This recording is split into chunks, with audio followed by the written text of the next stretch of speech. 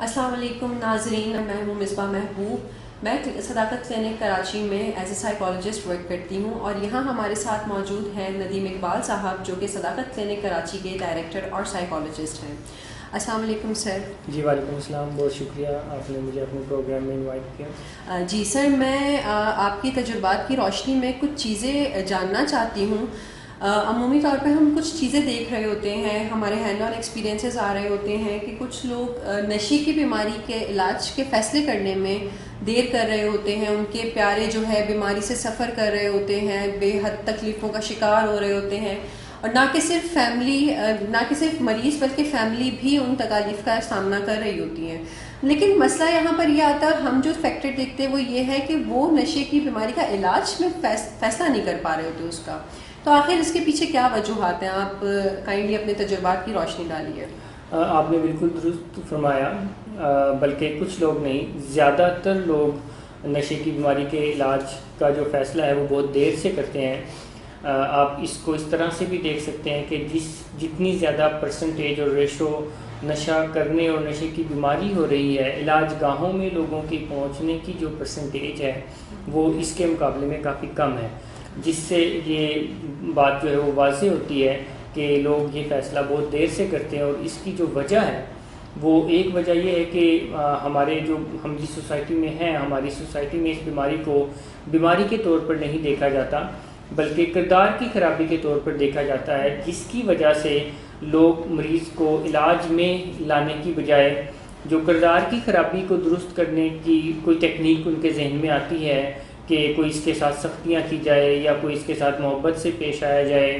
یا کوئی اس کی شادی کروا دی جائے، یا ان کو کوئی عمرے پر بھیج دیا جائے، کسی چلے پر بھیج دیا جائے، تو لوگوں کے ذہن میں یہ ٹیکٹکس آ رہے ہوتے ہیں اور علاج کو لوگ آخری آپشن کے طور پر رکھتے ہیں، جب ان کے یہ تمام ٹولز، تمام ٹوٹکے بیکار ثابت ہوتے ہیں اور کوئی فائدہ نہیں ہوتا، کیونکہ فائدہ ہو نہیں سکتا، کیونکہ مریض تو ایک برین ڈس آرڈر کا شکار ہوتا ہے، اور جب تک علاج نہیں ہوتا تو مریض صحتیاب نہیں ہو سکتا. ایک وجہ یہ غلط فہمیاں ہیں کہ بیماری کو بیماری کے بجائے کردار کی خرابی کے طور پر دیکھنا. اس کے علاوہ ایک اور بڑی وجہ ہے جس کی وجہ سے لوگ علاج کا فیصلہ کرنے میں دیر کرتے ہیں، وہ شیم ہے. بیسیکلی ہماری سوسائٹی میں شیم بھی بڑی عام ہے، کیونکہ ہمارے ہاں پیرنٹنگ نہیں سیکھی جاتی، جس کی وجہ سے پرورش کے دوران والدین سے کچھ ایسی کوتاہیاں ہو جاتی ہیں جو کہ بچوں میں شیم انڈیوس خود اپنے ذریعے سے کرتے ہیں. اور شیم کا مطلب یہ ہے کہ بندہ اپنے آپ کو فالٹی، برا، ڈیفیکٹیو سمجھتا ہے، بٹ حقیقت میں تو ہم کوئی فالٹی، ڈیفیکٹیو یا برے نہیں ہوتے، بٹ ہمارے کچھ اعمال برے ہو سکتے ہیں، جیسے کہ کچھ اعمال ہمارے اچھے ہوتے ہیں. سو شیم کی وجہ سے بھی فیملیز اس بیماری کو بیماری کے بجائے اپنی برائی اور اپنی خرابی سمجھتے ہیں، اور وہ پھر سوچتے ہیں کہ ہم یہ اپنی برائی اور خرابی کس منہ سے لوگوں کو جا کر بتائیں، جس کی وجہ سے وہ اس بیماری کے بارے میں جا کر ڈاکٹر سے ڈسکس کرنے کی بجائے اس بیماری کو چھپاتے ہیں اور اپنی زیادہ تر انرجیز اس بیماری کو چھپانے میں لگاتے ہیں، اور بیماری اندر ہی اندر بڑھ رہی ہوتی ہے، جس کی وجہ سے بیماری کی تباہ کاریاں اور مریض کے جو نشہ کرنے کی مقدار ہے وہ بھی بڑھتی رہتی ہے، اور مریض ٹھیک ہونے کی بجائے خرابی کی طرف جاتا ہے. مگر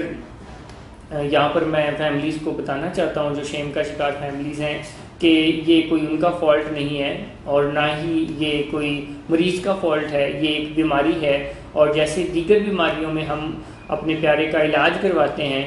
اور جتنی جلدی ہم علاج کو شروع کرتے ہیں اتنی جلدی مریض صحتیاب ہو کر ایک بہتر اور کامیاب زندگی کا آغاز کرتا ہے. ایک وجہ غلط فہمیاں ہیں، دوسری وجہ شیم ہے، اور تیسری ایک وجہ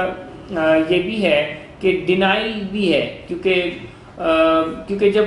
کوئی ایسا پرابلم جو کہ ہم ایکسپیکٹ نہیں کرتے ہیں، کوئی بھی والدین ایکسپیکٹ نہیں کرتے ہیں کہ ان کا پیارا کبھی کسی نشے کا شکار ہو جائے گا.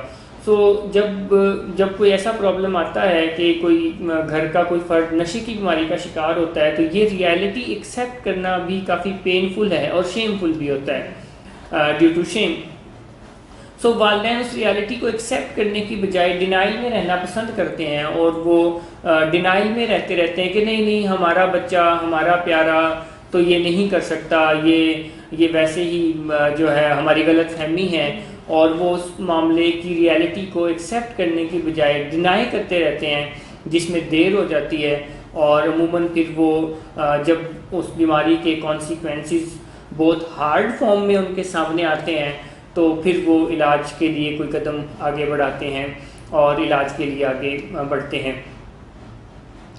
انفارچونیٹلی ایک اور وجہ بھی ہے جس کی وجہ سے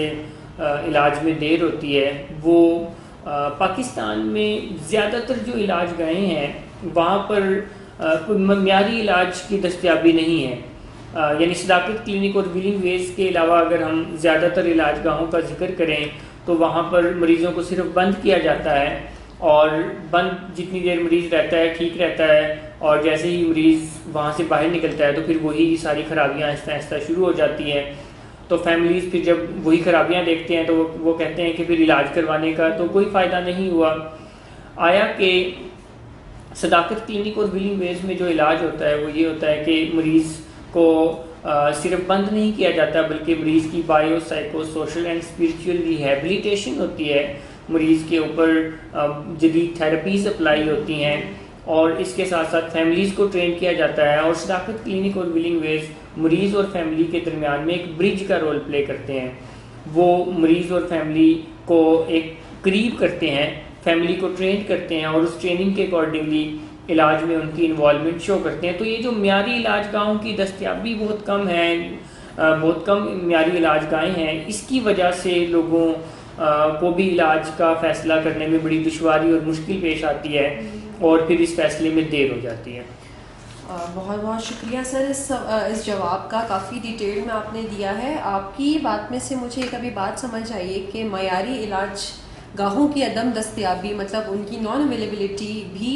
علاج کی طرف آنے سے روکتی ہے فیملیز کو۔ تو کائنڈلی مجھے یہ بتائیے گا کہ ایسی کون سی نشانیاں ہیں یا وہ کون سے ایلیمنٹس ہیں جو کسی بھی ریہیب سینٹر کو یا علاج گاہ کو معیاری بناتے ہیں، کہ اس کے علاج کو اچھا بناتے ہیں؟ دیکھیں، معیاری علاج گاہ کی جو نشانی ہے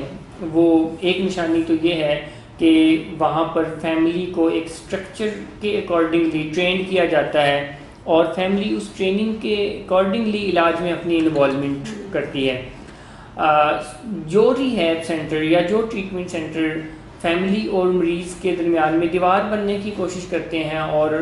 ہفتوں مہینوں کہتے ہیں کہ فیملی کا مریض سے کوئی انٹریکشن نہیں ہو سکتا یا وہ ان سے مل نہیں سکتے، تو یہ غیر معیاری علاج کی نشاندہی ہوتی ہے۔ معیاری علاج کی نشاندہی یہ ہے کہ فیملی کو وہ ٹرین کرتے ہیں اور اس ٹریننگ کے اکارڈنگلی وہ ڈے ٹو ڈے مریض کے ساتھ انٹریکشن کرواتے ہیں۔ دوسری ایک وجہ معیاری علاج گاہ کی ہے کہ وہ مریض کو صرف بند نہیں کرتے بلکہ وہ مریض کے اوپر جو جدید تھراپیز ہیں وہ اپلائی کرتے ہیں، اور ان کی بایو سائیکو سوشل اور اسپریچول ریہیبلیٹیشن کرتے ہیں ان تھراپیز کے ذریعے سے، اور مریض کو ان کی بیماری کے بارے میں ایجوکیٹ کرتے ہیں، اور اوور آل مریض کے تمام پہلوؤں پر کام کرتے ہیں، اس کی گرومنگ کرتے ہیں، اس کی پرسنل ڈیولپمنٹ کرتے ہیں، اس کو کمیونیکیشن اسکل سکھاتے ہیں، اور وہ جو بیماری کی کچھ ڈیفیکلٹیز ہیں ان کو حل کرنا سکھاتے ہیں۔ یہ ایک معیاری علاج گاہ کی نشانی ہے۔ اسی طرح سے ایک نشانی یہ ہے کہ وہاں پر کچھ سیکیٹرسٹ کا بھی ایک رول ہوتا ہے جو کہ روزانہ کی بنیاد پر مریض سے ملتے ہیں اور مریض کے علاج میں میڈیکل تھراپی کا جو ایک رول ہے وہ ادا کرتے ہیں اور اس علاج میں اپنا حصہ ڈالتے ہیں۔ اور ایک نشانی یہ ہے، اور آخری جو نشانی ہے وہ یہ ہے کہ وہاں کا جو عملہ ہے ان کا مریض کے ساتھ رویہ اس علاج کو معیاری بنانے میں بہت اہم رول پلے کرتا ہے۔ تو جو معیاری علاج گاہیں ہوتی ہیں وہاں پر وہ جو عملے کا رویہ ہوتا ہے وہ بہت اخلاص والا، بہت اچھا ہوتا ہے۔ اس کا مطلب یہ بالکل بھی نہیں ہے کہ وہ مریض کی وہ تمام انوانٹیڈ باتیں یا وہ تمام غلط باتیں بھی مانتے رہتے ہیں، بلکہ اس کا مطلب یہ ہے کہ ان کو بہت اچھے سے اسرٹیولی نو کرنا آتا ہے، اور وہ مریض کو وہاں نو کر دیتے ہیں جو کہ ان کے علاج کے لیے درست نہیں ہوتا، مگر ان کے اندر بہت اچھی لسننگ سکلز ہوتی ہے، وہ مریض کے ساتھ بڑے رسپیکٹفلی بات کرتے ہیں، مریض کو رسپونڈ کرتے ہیں۔ تو عملے کا جو رویہ ہے وہ بھی علاج کو معیاری اور غیر معیاری بنانے میں بہت اہم رول پلے کرتا ہے۔